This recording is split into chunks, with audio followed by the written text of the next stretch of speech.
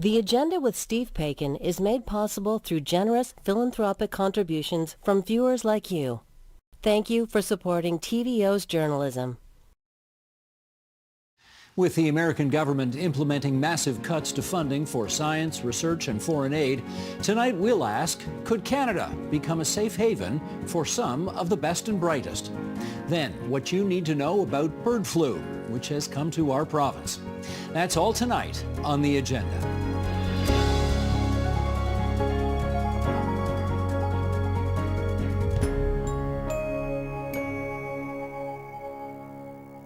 Since being sworn into office for a second time, President Donald Trump has slashed or suspended billions of dollars of funding for research and international aid and cut thousands of jobs, plunging federal agencies and universities into chaos.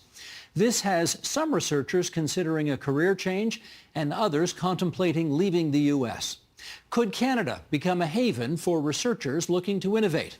Let's find out from, in Calgary, Alberta, Sarah Laframboise, Executive Director of Evidence for Democracy.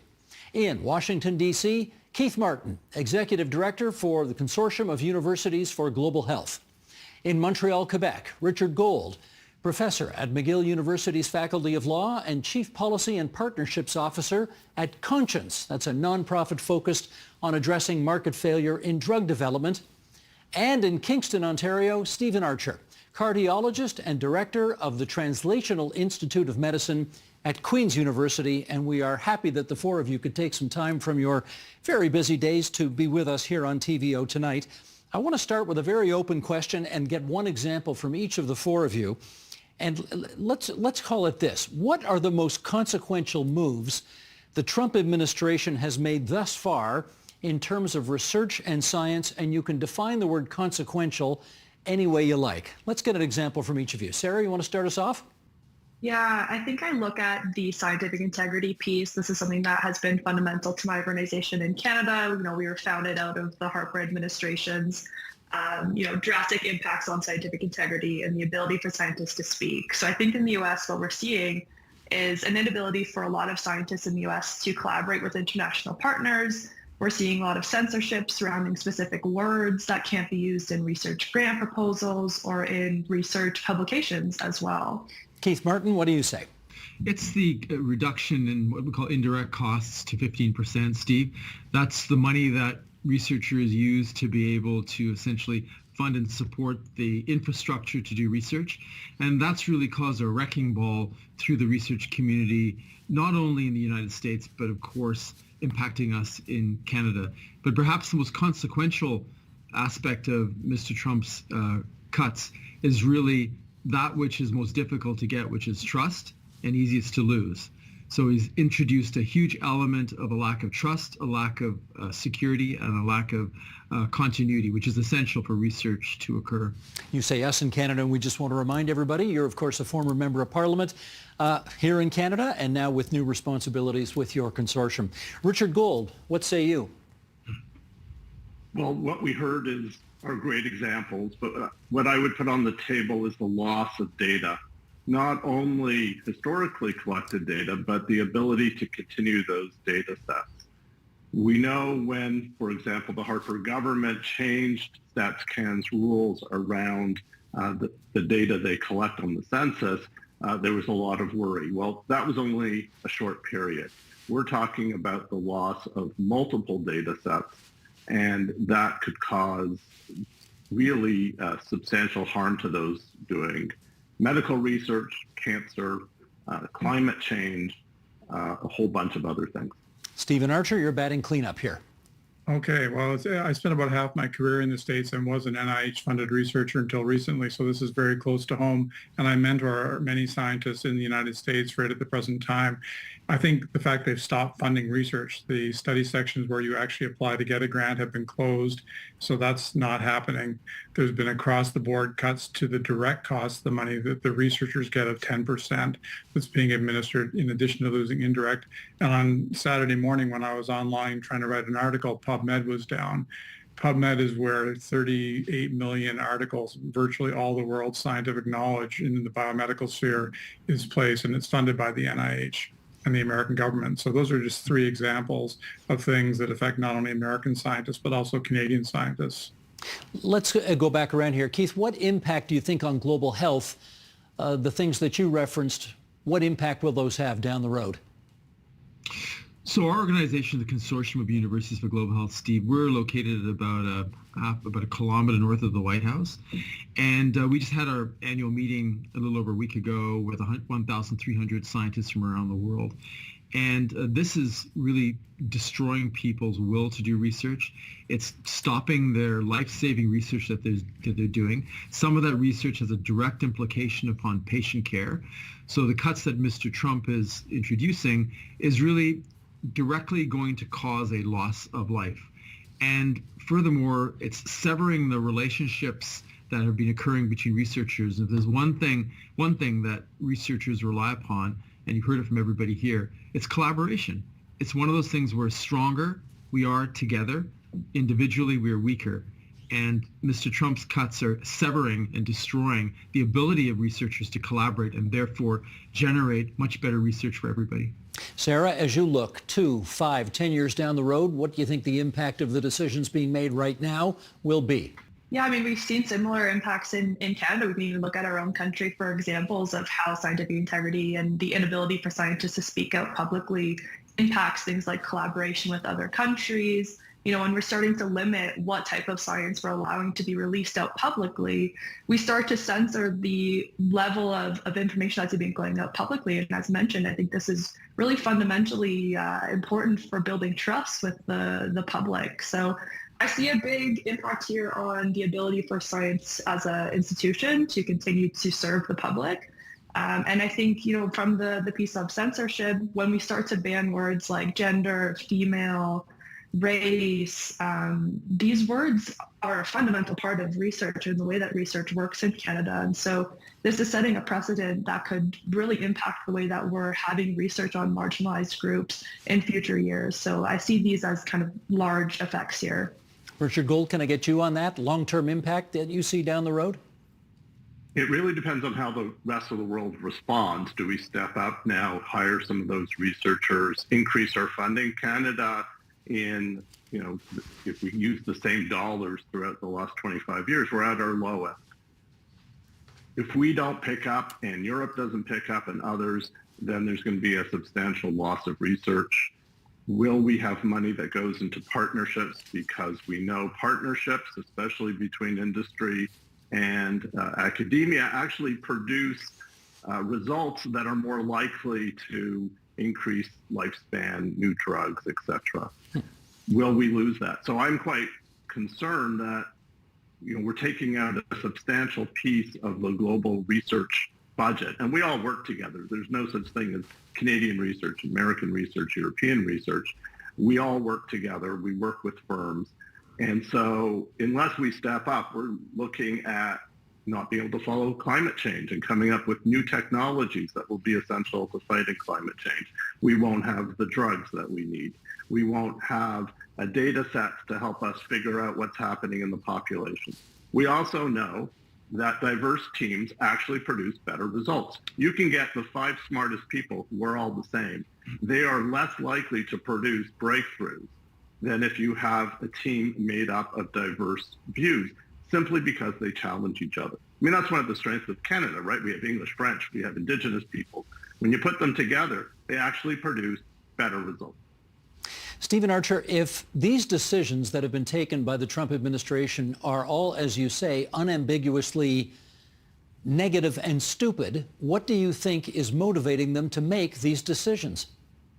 Well, I didn't say stupid, but if you asked me, I could expand on stupid and get out my thesaurus and add you some more interesting words. But I think the implication, first thing I would say is that the United States, much like in the war in Ukraine, can't be replaced, whether we like it or not. The NIH is a $48 billion funding agency. To put it in perspective, we're $1.5 billion for CIHR. So we're small even relative to our population, so we need them to be involved. And the consequences of this will be losing people from science in the States. And that might not seem to be a problem for Canada, but it is many Canadian physicians, for example, train in the United States. I know I certainly did, and I learned a lot. And I think it's important not to demonize the people of the United States who are being run by a government that's sort of disconnected from many of them. But losing that chance to partner with the United States, both clinically and research-wise, is important. And I would also add that what NIH funds is clinical research that affects patient health as well as fundamental research. And the people that do that research are often the professors of medicine and surgery and other advanced professions that run academic health sciences centers. So the woman that does your transplant or your advanced surgery may well be an NIH-funded researcher. That's also true in Canada. So in Canada, we had the Naylor report that advised us to significantly increase our research funding. We did not do that. I have 4 CIHR grants. That's what it takes to actually keep my laboratory running. I spend most of my life writing grants to get funding for research. So interestingly, we could take advantage of the U.S. brain drain, but if they moved to Canada, they would still only have less than 1 chance in 5 of getting a grant. So first, we would need to write our own ship. So many analogies to how we need to address the United States by being better in Canada in science as well as in other venues in life. Okay, Keith Martin, maybe you could pick up on that. So the notion that we're going to be the recipients of a brain gain as opposed to a brain drain, which we often talk about in Canada, the notion that we could experience a brain gain, might not be all that helpful because we don't have the money supporting them here in the likes of which we need to do? Is that fair to say? No, I think it's a once-in-a-lifetime opportunity, Steve. I mean, if you look at our country, one of the things we know we need to do is we need to increase our productivity. And research and science are one of the ways to do that, along with infrastructure and education, of course. There's an opportunity now to be able to capture some of the best and brightest in the United States and attract them to Canada. If the U.S. is willing to slam the door on some of their smartest people in this country, Canada should open its door to be able to say, come to Canada. But it means that we have to invest in our research enterprise. We have to put a significant investment in that. Some may argue, well, we don't have any money to do that. But I would argue that this is an investment in the future. It's an irreplaceable investment. And think of it this, those scientists, it took millions and millions of dollars to train them. Imagine what we're going to get with a very modest investment to attract individuals who come with them a lifetime of skill and experience and expertise to our borders. It would be a win-win situation for us. And it's not that we're poaching people from the U.S. It's that the U.S. is actually slamming the door on their own best and brightest. So I think we should capture the opportunity, and we should be able to say we're going to invest significantly in Canada's research enterprise and attract these people to our country, which are going to massively improve our productivity and international competitiveness. Sarah, based on what you know, do they want to come here? Yeah, I mean, we've started to learn a lot more about why PhD graduates are making the decisions to move abroad than we've known in the past. So my organization that I've worked with at Ottawa Science Policy Network, we know that people are leaving because of financial reasons. They want to go to the best place that will give them the most money. And people are staying because of family and connections to people and friends. So, we can start to dive into that a little bit. I think the industry lens is really interesting here because I think no matter what the changes that are happening right now in the U.S. for post-secondary, the industry side is always going to be a continued flow into Silicon Valley, especially with the revived interest in that industry and in the tech field. So I think that's one area where I think there's lots to discuss on how the brain drain will go to Silicon Valley. But in terms of here in Canada, I tend to agree that, this is a really great opportunity for, taking this very seriously, but it does require intention. It requires intentional funding opportunities. It requires intentional changes to policy. We just saw this week that there was changes to the express entry visa requirements where it no longer includes STEM fields and STEM professions. So, these are really simple policy changes that could be intentional and allow us to kind of structurally be able to take in some of this talent. Richard Gold, if memory serves, when Donald Trump was first elected back in 2016, we did experience in Canada what they called a Trump bump because many people from the States moved up here, seeing as they didn't want to have to deal with what he was about down there. Well, here we are again. Do you think we're going to get another Trump bump? Yeah, I was talking to one of my colleagues in the States who's well connected, within the research sector and government. And he said, this is the best time ever for other countries to poach. He was talking to his European colleagues and saying, this is the time to come in. And I agree with Keith. It's not really poaching. We're saving research, right? These researchers come not only with all the knowledge that and money that we spent training them, but they come with data sets and they'll be able to bring it here and we can build on it. So this is the time, but the big barriers are their university positions, right? Ontario and Quebec have been cutting back. My own university is facing a $45 million deficit. That means they're cut back. This is the time when we need to invest in actually hiring more people, not only the professors, but the support staff, the technicians. The federal government has to come through with funding for the research. So if we just open our doors but don't create the positions, these people will have nowhere to go. And we know from U.S. research that for every dollar put in, we get $6 to $11, 6 direct, 11 indirect in economic benefit. And even the last dollar put in gives back $2.50. So this is not an expense. Yes, it will appear as an expense in the budget, but this is really an investment in our future. And if you don't invest in healthcare and you don't invest in the climate and you don't invest in all the other fields, not just STEM, then you are basically promising a future of lower economic growth at a time where we're already facing the pressure from the United States. This is the time to be bold. Well, you've anticipated my next question, which I'm going to put to Stephen Archer, which is our post-secondary system able to accommodate a potential Trump bump right now, given what a financially damaged state it finds itself in right now? I'd like to say yes, and we certainly, in my past job as head of medicine, we certainly recruited people from the States, but we have to be honest. I mean, the universities in Ontario are reeling because of the Ford government's populist move to first freeze tuition and then actually roll it back. So I can't argue that universities are the best run organizations in the world, but what I can say is they are sort of a proud investment in society's higher aspirations. And because of universities, we grow industry, we invent things, we do important things for society, including providing health care. And the fact that we are in financial distress across all universities, I'm just trying to imagine, let's say 1,000 people wanted to cross the border and they each wanted a laboratory at a Canadian university and they each needed $1 million in startup money and they each needed a faculty position. And they were not all women, they were not of any ethnic or gender group.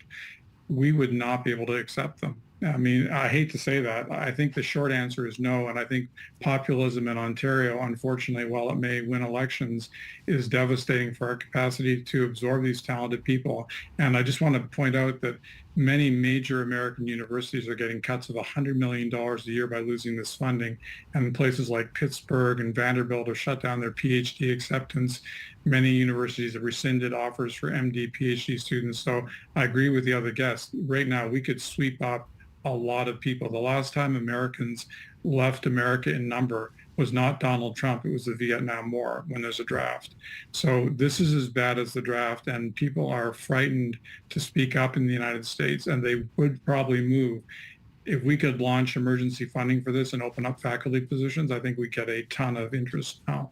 Keith Martin, maybe I could get you to speak to that, given your political background, because there have been two significant political decisions made at both senior levels of government in the last several years. The first was the tuition freeze by the province of Ontario, and the second was the cutting back of foreign student visas, for international students to come here. They, of course, pay significantly more than domestic students, and the universities were depending on that money to keep themselves in business.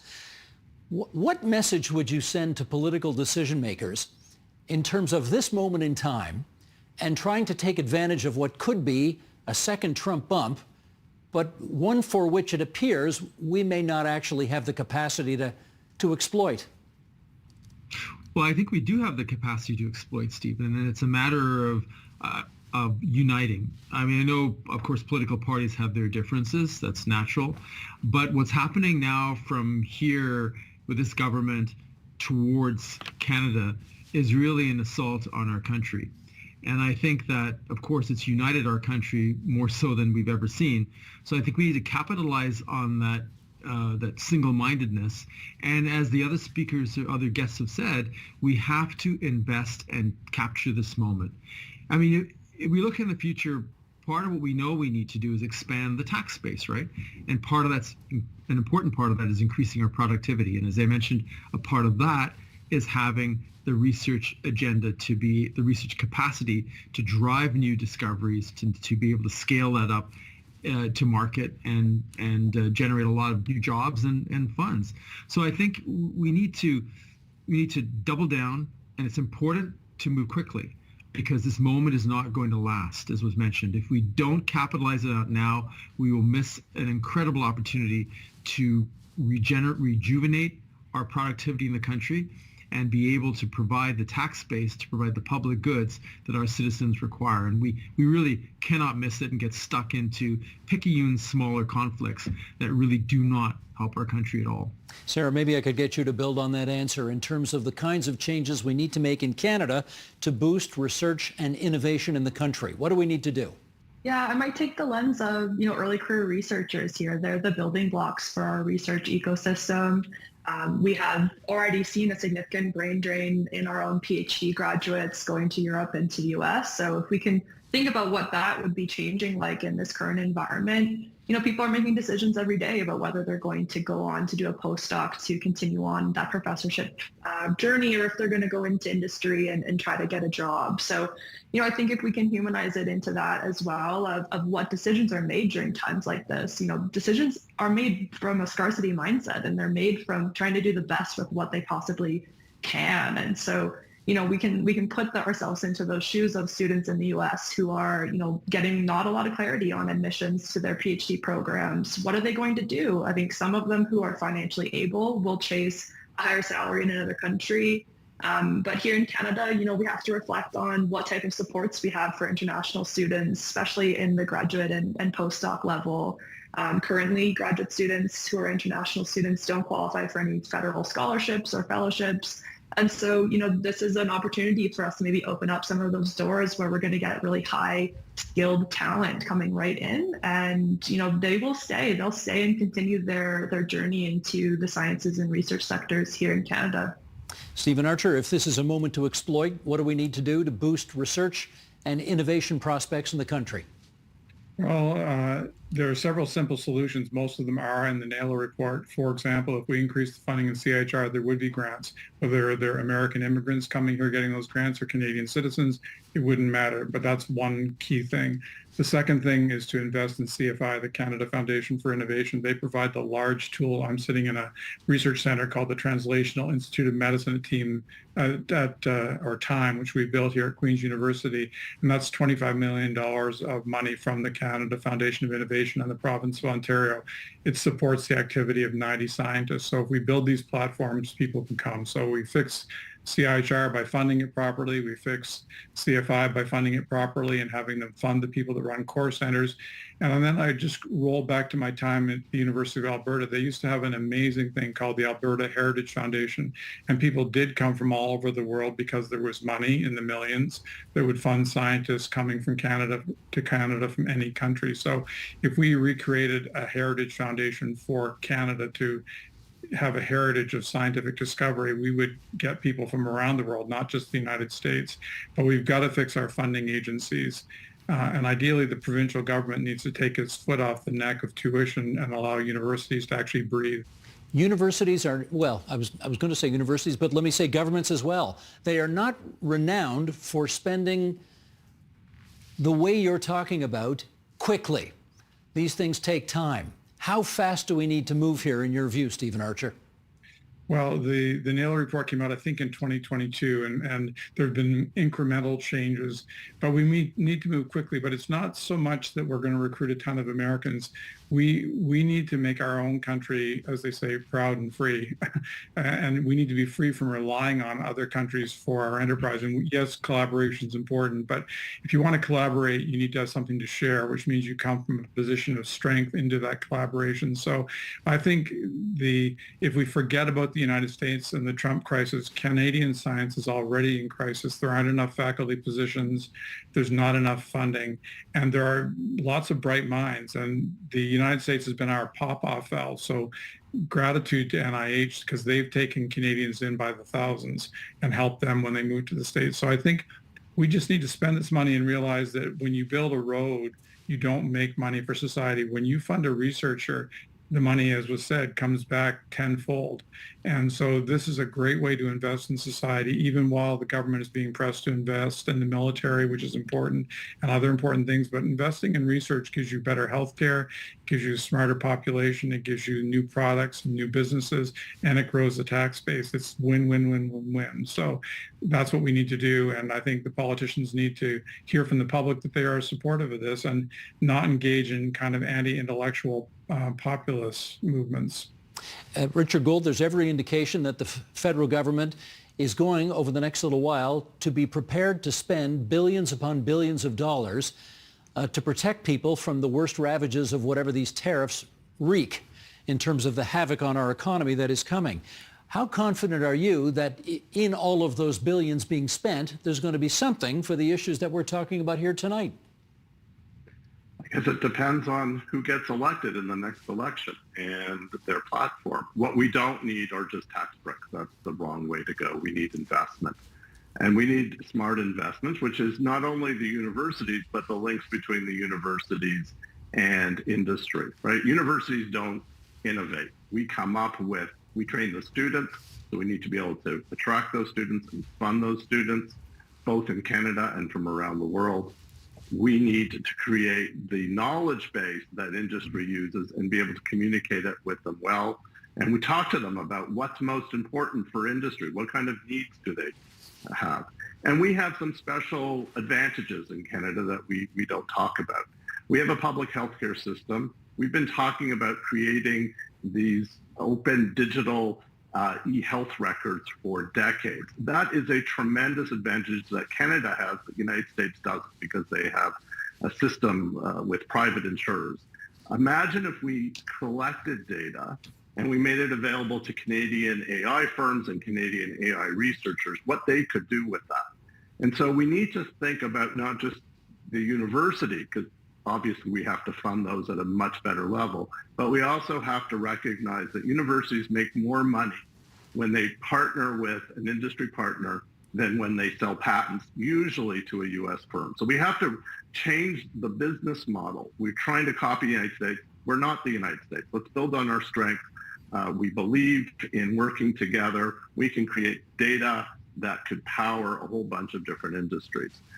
So if we do all that, I think we have a chance. But if all we do is take that money and lower taxes or don't invest, but help people, which obviously you have to do in some measure, then we will just fall further and further behind. Well, let's follow up on that with Keith Martin. We've talked about the federal role here. We've talked about the provincial role. And now we've had a reference to what the private sector is able to do in terms of these issues we're talking about tonight. What would you like to see in terms of more private sector involvement here? Well, so many great suggestions, Steve, were made, and I think Richard did a very good job of outlining a number of those. But you have to partner with the private sector. We have to look at not only using them for assets, but also how do we reduce the speed between discovery and market. That's extremely important. The training, the research, collaborations need to happen, and this has to happen not only between provinces and the private sector within those provinces, but also we need an all-of-country approach. The feds need to work with the provinces need to bring in also the cities where the big action takes place, right? And we need to, I think, look at a larger issue of how do we reform our education system, and that needs to be, the private sector needs to be involved in that too. If you look at, and we forgot colleges in all of this. I mean, if you look at a country like Switzerland, which has a very high GDP per person, they have a relatively smaller number of people going to universities, but they have a robust college system, which is more affordable, shorter training, but they impart and they focus on skills needed in the 21st century economy. So the provinces should come together and try to establish better relationships with the private sector so that the training is integrated with the private sector, and young trainees, and I'm glad Sarah brought up that really critical point, they can have real-time training on the job in the private sector. So it's really building relationships up. But to do that, you've got to have a larger strategy to come together that has to be realistic, affordable, effective, and deals with the challenges that has been mentioned by Richard, Stephen, and Sarah today. If we do that, and we can, then we will dramatically address the clunky productivity that we suffer from today. We'll have a whole new opportunity for our country in the future and for the young people in our country. Well, Keith just put an interesting challenge out there. If we can do this. So Sarah, why don't you start us off in our remaining moments here on the issue of what you're hearing from Canadian politicians or what you're hearing from Canadian administrators. Do you get the sense that we are ready to meet the moment here?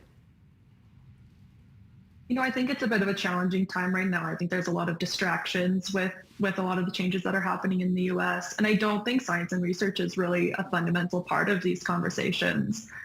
We can look at the big investment that we had last year in Budget 2024 for science and research. This was one of the largest investments we've seen in a long time in science. And, I think myself and many included in the field would say that that's not enough. I don't think we're getting to a point where we're going to become internationally competitive. So, while I think it's important for us to reflect on whether we are actually being publicly accountable with our research dollars and things like this, we also need to inspire the public to really believe in the impact of this if we want to see real investments. And so I might end on that note of the public has to care. They have to be demanding for how we're going to be investing in science and research. How is this going to be affecting their everyday lives? Healthcare, climate, even on the social sciences and humanities side, how is science and research going to help solve a housing crisis? We have to be better at communicating these types of solutions to the grand challenges that we're facing. And I think that is how we then get buy-in from the policymakers on selling this as a solution.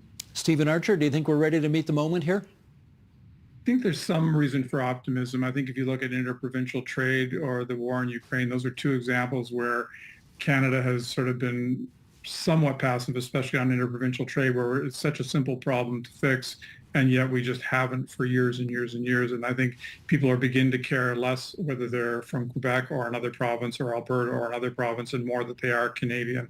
So if we can set aside those differences and focus on our commonalities, we can certainly solve interprovincial trade. And I think likewise with the war in Ukraine, I think we begin to realize if Big Brother is not going to step up, maybe little Canada has to do its part more than just the finances that we send already. And likewise, as was said, I mean, the public has to believe in science. And the big danger in the States is that 48% of the population that follow Donald Trump is anti-scientific, and they really don't trust people like us. Your panel would not be welcome at a Trump rally because we represent egg-headed intellectualism and we're telling falsehoods. And I agree that to get the government to spend the money, they have to believe with all these competing interests that the public wants the money spent because it's better healthcare, it's better business, and it's a future for their children that doesn't involve pushing a shovel into the ground and having to work in manual labor their whole life. There's nothing wrong with that, but it's a hard life. And so I think we have to get people to believe in the value of research discovery and how that basically is the whole basis of our healthcare system. And it's our chance to build a new economy. So I'm reasonably cautious that we can do it. I don't think we can do it in 6 months, which would be nice because it would be nice to open up jobs for people that really do want to leave America. Richard Gold, I'm going to give you the last minute. You want to make the case? Sure. I think there is the moment that we're in that people are coming together, but the politicians are running in different directions. Our leadership in universities are frankly weak. They have failed to really make the case, or they've made the wrong case. And yet I believe in people. I believe in the researchers. I believe in Canadians. I believe in Canadian industry to come together and tell our politicians that this is a time to invest, to look forward to a future where we get economic growth due to the investments we made in universities, due to the investments we made in translating that knowledge into industry. So I'm hopeful in that sense. Maybe I live in a city of diversity where we've had clashes before, Montreal, and we always come out stronger for those clashes. So maybe that's where I get my optimism from. That's a good place to end it. I want to thank all four of you for coming onto our program tonight, sharing your views, and painting a very strong picture of the road ahead. Sarah Laframboise, Stephen Archer, Richard Gold, Keith Martin. Good of all of you to join us on TVO tonight. Many thanks. Thank you. Thank you, Steve. Thank you, Stephen. Thank you.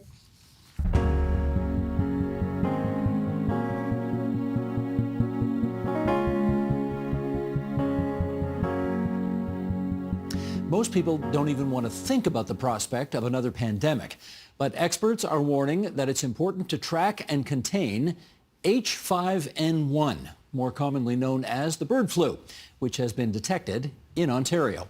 Recently, it's forced poultry farms into quarantine and turned up in Canada geese. Last November, it caused the hospitalization of a British Columbia teen. So, what do we know about avian influenza, and how concerned should we be?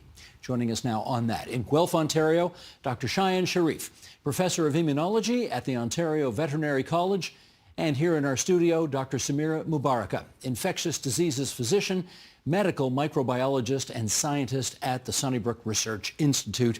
Great to have you both on our program again for, sadly, what is a rather timely topic again. Dr. Mubaraka, let me just start with you. H5N1, what does that code refer to? So that refers to the subtype of the virus. There are many different types of influenza virus, and what we're talking about today is influenza virus A.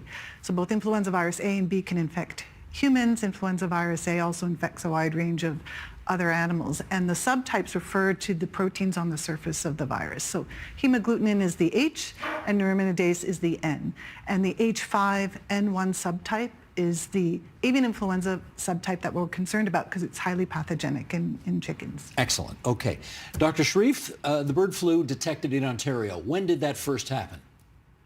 It actually happened almost to the day 3 years ago in 2022, not that far away from the place that I'm speaking to you from. I'm in city of Guelph. It happened very close to us. It was first detected in a hawk, and that was not quite surprising. What has actually transpired over the last 3 years or so has been somewhat surprising, and I can go into details in the future. Well, okay, maybe as you take us on that path, you can let us know it started in that one instance, but how prevalent is it now? It is actually quite prevalent. Especially, I would say, across Canada, it was quite prevalent in BC, in Alberta, and also in Ontario, Quebec, Saskatchewan. So all provinces have actually had major cases of outbreaks of avian influenza over the last 3 years or so. I would say BC has really taken the brunt of those outbreaks in Canada. It has suffered the most, specifically in Fraser Valley of British Columbia, but other provinces have also suffered immensely. And Dr. Mubaraka, how widespread has it become in other animals now?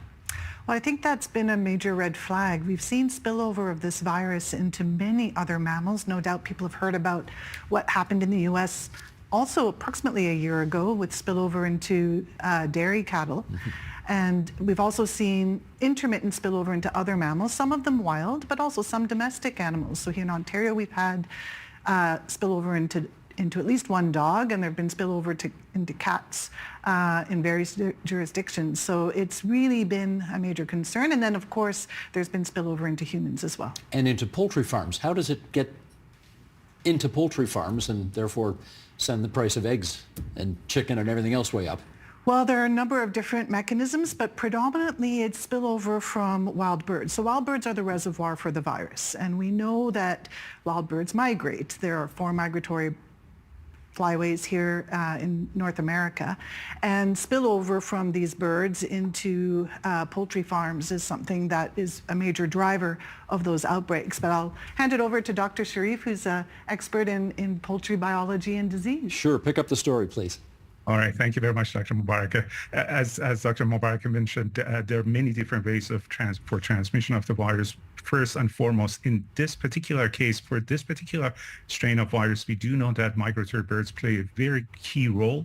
However, there are also many other ways for transmission of virus. For example, the virus might be aerosolized and it might travel from one place to another place, depending on humidity, depending on temperature of the environment, depending on many of the environmental conditions.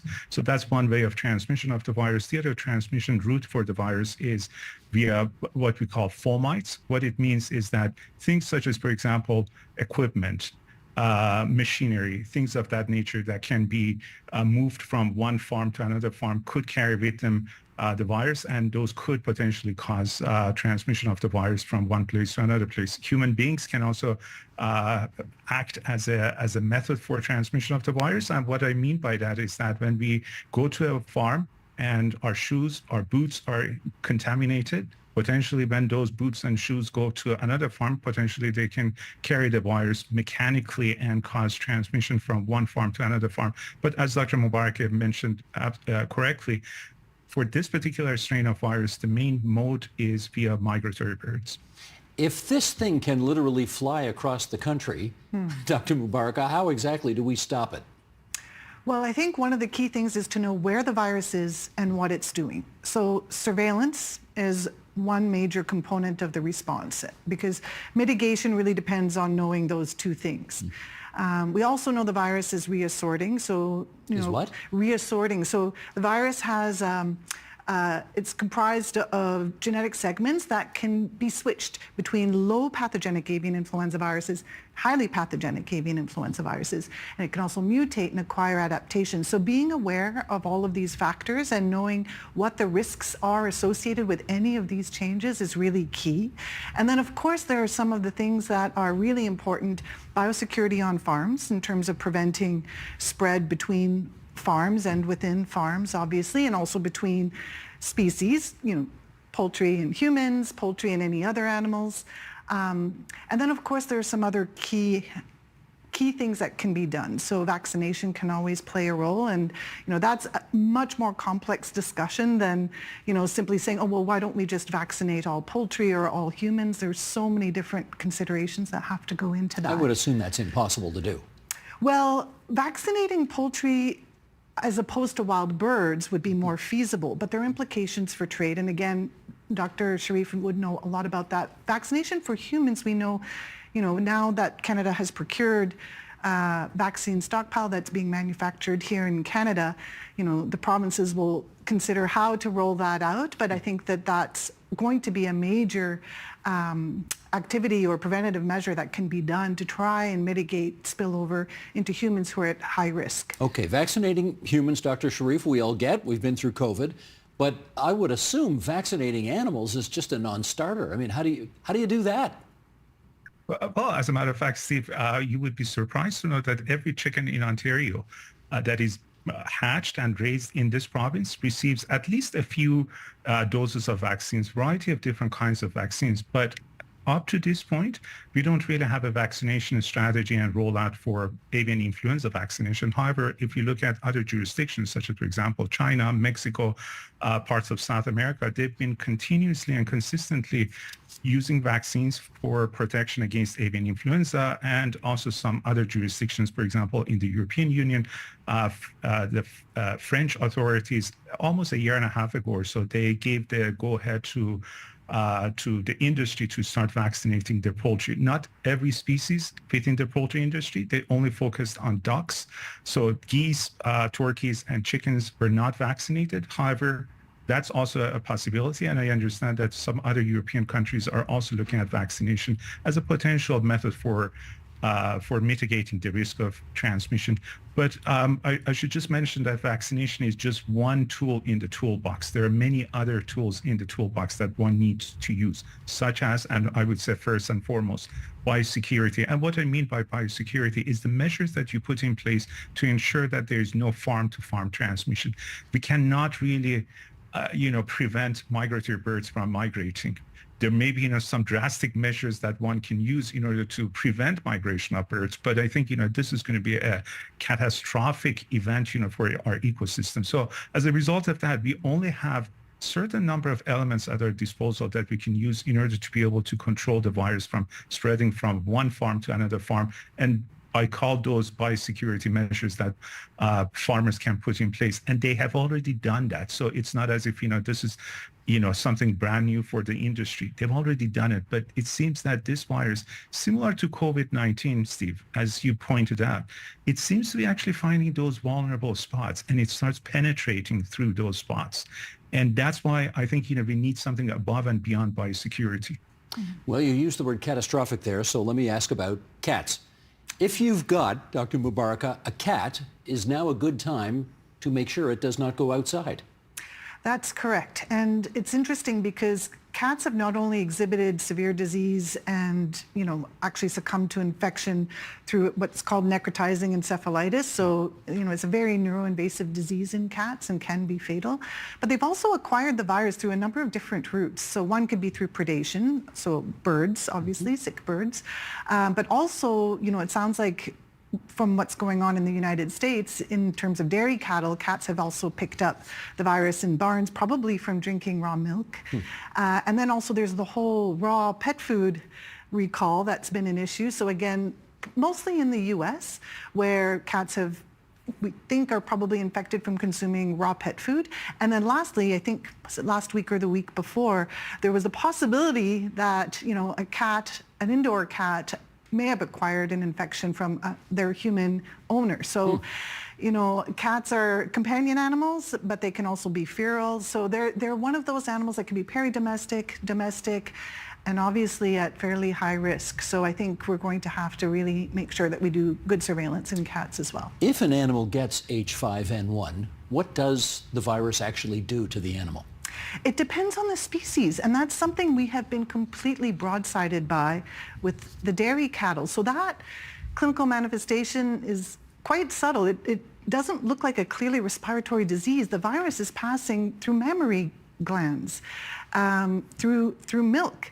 So the cows, apart from the change in their milk production, looked fairly asymptomatic. And again, I deferred to my colleague in the agricultural sector to expand on that. But some animals seem to get quite sick and succumb to the virus. Others are relatively what we would call POSI or asymptomatic, few symptoms. I think in humans, it's too early to say. We know historically this virus has come with a high mortality rate, but those were more ancestral strains. More recently, we're seeing people presenting with conjunctivitis and recovering.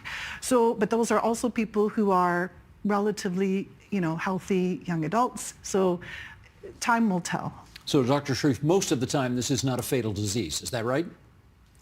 It's not a fatal disease in humans, at least as Dr. Mubaraka mentioned, the ancestral virus, the virus that this particular strain at the moment was derived from, that one was quite fatal. This one doesn't seem to be fatal in humans. However, when we talk about highly pathogenic virus, it means that it causes severe disease in chickens. And this virus causes severe disease in chickens. It can cause up to 100% mortality in chickens. So it is indeed severe, but it depends on the species. And I specifically said chickens. Turkeys are also quite susceptible. However, when it comes down to waterfowl, like ducks and geese and so forth, some species are susceptible, some species susceptible in the sense that they can catch the virus, they can shed the virus, and also they can show clinical signs of disease and eventually die of disease. Whereas some species of waterfowl seem to be actually quite resilient or resistant. So they pick up the virus, but they don't necessarily show clinical signs of the virus. So there's quite a bit of, I would say, variation in terms of clinical signs. For this particular virus, we didn't really know to what extent, birds of prey like hawks and eagles and so forth would have been susceptible. But with this virus, we came to realization that they are quite susceptible. But this is not a normal situation where you have resistance across the board for many avian species, but some of them are susceptible. In this case, it seems that hundreds of species of birds appear to be susceptible. And I'm not going to speak too much about, mammalian species, because that's also, a very interesting observation that we've been making over the last 2.5, 3 years or so, is that many mammalian species also seem to be susceptible. Let me ask you, would you eat eggs or dairy right now? Absolutely, as long as they're pasteurized and cooked. Yes. Not an issue there. Correct. Because, we have seen in the United States, obviously, that I think that 35 million birds, commercial flocks, had to be culled because of all of what's going on right now. Have we had a situation in Ontario where we've had to cull a lot of poultry, chickens, whatever? Absolutely, and I would actually add outbreak control to one of the key ways of preventing spillover. And I have to say our counterparts on the animal health side are really what's standing between us and a severe outbreak or even pandemic in humans. It's that stamping out an unfortunate but necessary depopulation of birds. So in Ontario, it's been at least 1 million, across Canada, somewhere in the range of 15 million. A million what, or 15 million what? Poultry. Poultry alone? Yes.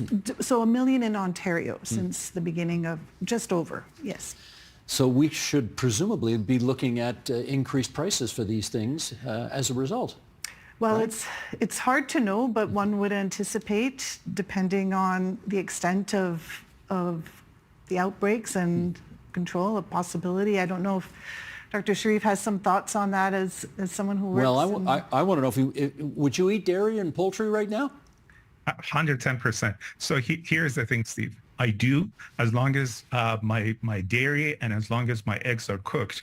If we were eating, let's say, raw chicken as part of our sushi meal, then I would have said maybe this is not the best time, to eat sushi made out of raw poultry. But we don't. So as a result of that, I would say fully cooked chicken meat, fully cooked eggs, and fully cooked, fully pasteurized dairy should be fine to consume.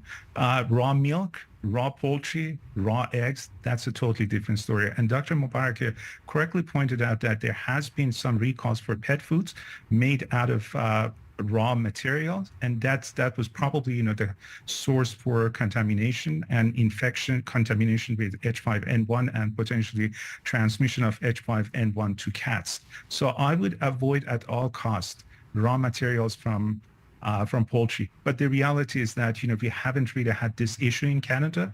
The issue arose in the U.S. and it seems to be a U.S. issue, but it has also happened in the past in Europe. For example, in Poland, a couple of years ago, we had a very similar situation with raw pet food that caused H5 infection in domestic cats.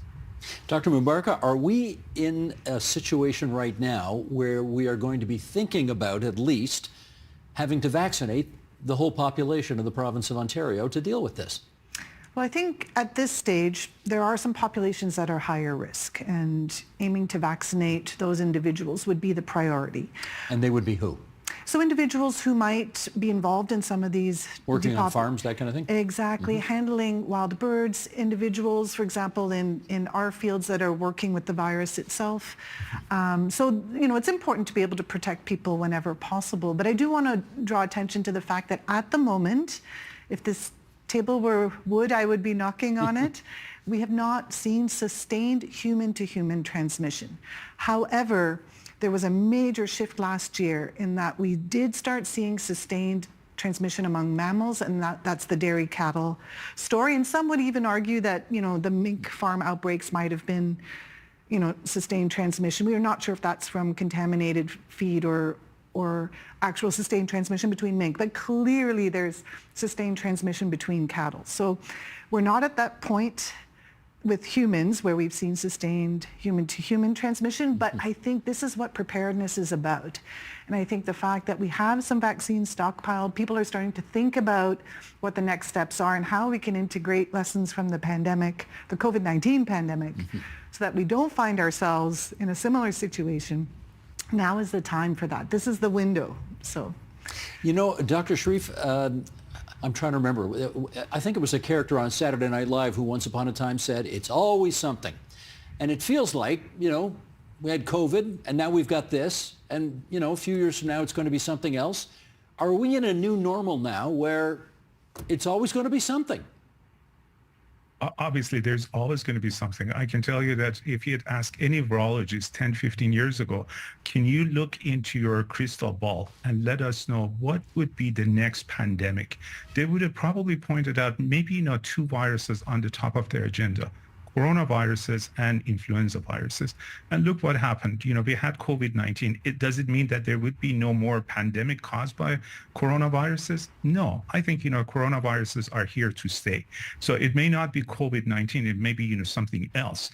Dr. Mubarak has been at the forefront of fighting COVID-19, and she was also at the forefront of fighting SARS at the time. So she knows a lot about, these pandemics, if and when they happen. And how they happen and how they unravel. In the case of influenza, I can tell you one thing. The fact of the matter is that over the last 100 years or so, since we've recorded pandemics caused by influenza viruses, including the 1918 pandemic, all of the pandemic viruses have had components of avian influenza viruses in them. Influenza viruses have a natural host, which is essentially avian species, be it chickens, turkeys, migratory birds, or other kinds of birds like seabirds, shorebirds, etc. So these viruses are going to be in the environment. They're going through a lot of changes, evolutions that happen to them. Dr. Mubaraka talked about changes in their genetic structures. She called it reassortment. What it means is that they exchange their genetic material. So it's really like breeding a new virus, or they undergo mutations. So they change their genetic material all the time. Every second you have a new virus erupting. So it's just your luck, whether or not, that virus is going to be the next pandemic virus, or that virus is going to be, let's say, a benign virus that doesn't do anything. So it's really your luck. But we can say one thing for sure. There is going to be another pandemic. It may not be H5N1, but it's highly likely that it's going to be caused by either a coronavirus or an influenza virus. When that would happen, no one knows. In our last 20 seconds here, how prepared are we to handle this right now? We are more prepared than we were with COVID-19. We're building on decades of influenza virus research. Are we 100% prepared? No, we still have a lot of work to do. Okay. Well, I want to thank both of you for coming on our program and helping us out with this tonight. We know a lot more about it now than we did 22 minutes ago. Dr. Cheyenne Sharif and Dr. Samira Mubaraka, thanks so much to both of you. Thank you so much.